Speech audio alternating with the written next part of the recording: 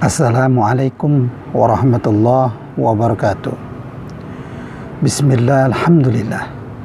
Allahumma salli ala Sayyidina Muhammad wa ala alihi wa sahbihi wa barik wa sallim ajmain, amma ba'du.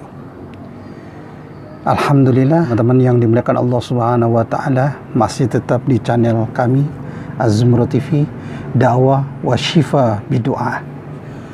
Dakwah itu berbagai macam caranya. Ada dakwah bihal, bilisan, bilqalbi. Kita semua akan menerapkan dakwah secara bilisan, kemudian bilhal, terutama bilqalbi. Berdoa kepada Allah Subhanahu wa taala agar saudara-saudara kita yang belum mau untuk taat ibadah kepada Allah Subhanahu wa taala, mereka dibukakan hatinya untuk menjalankan syariat Allah Subhanahu wa taala. Wasyifa adalah penyembuhan, pengobatan bidu'a dengan doa. Dengan metode-metode pengobatan ala Islami yang diajarkan maupun yang dianjurkan baginda besar Nabi Muhammad sallallahu alaihi wasallam.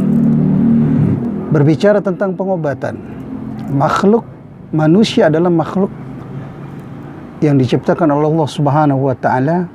Di dalam kehidupan nyatanya, manusia itu tidak terelakkan dengan suatu penyakit ringan maupun berat. Oleh karena itu, seiring perkembangan zaman, manusia mencari solusi, mencari improvisasi bagaimana caranya menyembuhkan daripada berbagai penyakit. Dengan begitu, banyaklah para orang-orang dulu atau para pakar mencari pengobatan-pengobatan tradisional, dan sampai saat ini, detik ini pun masih dipakai oleh kalangan orang-orang Nusantara, seperti jamu, kemudian obat-obatan tumbuh-tumbuhan yang lainnya, seperti yang kita bicarakan tentang gurah. Gurah itu, kalau yang saya pakai kemarin, daun pare. Daun pare ini Nusantara banyak. Kalau kostul laut itu hanya di India dan Cina. Sedangkan di Indonesia susah nyari kostul laut untuk menyembuhkan dengan cara penggurahan. Di Nusantara kita gunakanlah tumbuh-tumbuhan yang bisa melakukan proses penggurahan. Contoh, daun pare, kemudian daun serigugu ataupun akar seringgungu yang kemarin saya pertunjukkan. Dan obat itu ternyata ada yang obat-obatan tunggal seperti tumbuh-tumbuhan, ada pula yang sudah terkomposisikan seperti kapsul-kapsul, itu sudah terkomposisikan antara tumbuhan yang lain dan yang lain, dijadikan satu, kemudian dijadikanlah obat herbal yang kita bisa gampang konsumsi, tidak perlu cari-cari lagi ke hutan, tidak perlu cari-cari lagi ke kebun, atau di Jakarta susahnya tanaman-tanaman seperti itu. Jadi oleh pakar ulama, ya, pakar kedokteran, diraciklah sebuah obat yang dijadikan obat herbal. Mungkin di toko-toko banyak dijual obat-obatan herbal sebagai macamnya, kita dapat mengkonsumsi. Ada yang masih meyakini tentang pengobatan cara Nabi, ada pula yang diadopsi keduanya, ada pula yang tidak sama sekali. Nah, mungkin itu termasuk keyakinan kita dengan cara yakin tentang pengobatan Nabi SAW. Jadi kesimpulannya, boleh kita memakai dan menggunakan obat-obat alami tradisional dari Nusantara, karena Rasulullah SAW mengajarkan kepada kita untuk mencari obatnya. Tidak ada penyakit yang tidak ada obatnya.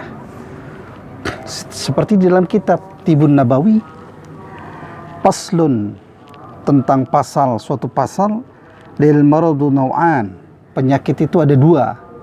Yang pertama maradul qulub, yaitu penyakit hati, dan yang kedua adalah maradul abdan, dan penyakit daripada jasmani.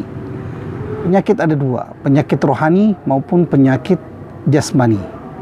Kedua-duanya itu, pertama dengan Al-Quran sebagai obat ketika kita dilanda suatu penyakit, apapun penyakitnya itu, kita minta kepada Allah Subhanahu wa taala dengan membaca Al-Quran.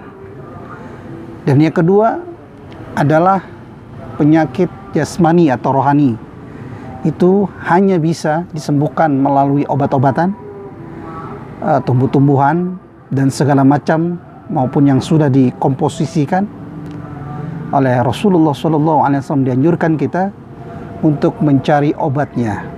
Ma anzalallahu illa min da'in illa anzalalahu bisyafa'un. Tidaklah Allah menurunkan suatu penyakit melainkan Dia menurunkan segala obatnya. Yang pasti ada yang tahu maupun yang tidak tahu. Dan oleh karena itu para ahli pakar di bidang kedokteran itu mencari bagaimana cara menyembuhkan di berbagai penyakit. Itulah sekelumit tentang pengobatan. Demikian penjelasan yang mungkin barangkali ada teman-teman kurang berkenan ataupun hikmah yang bisa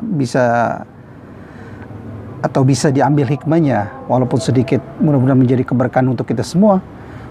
Wallahu muwaffiq ila aqwamit thoriq. Assalamualaikum warahmatullahi wabarakatuh. Jangan lupa like, comment, and subscribe.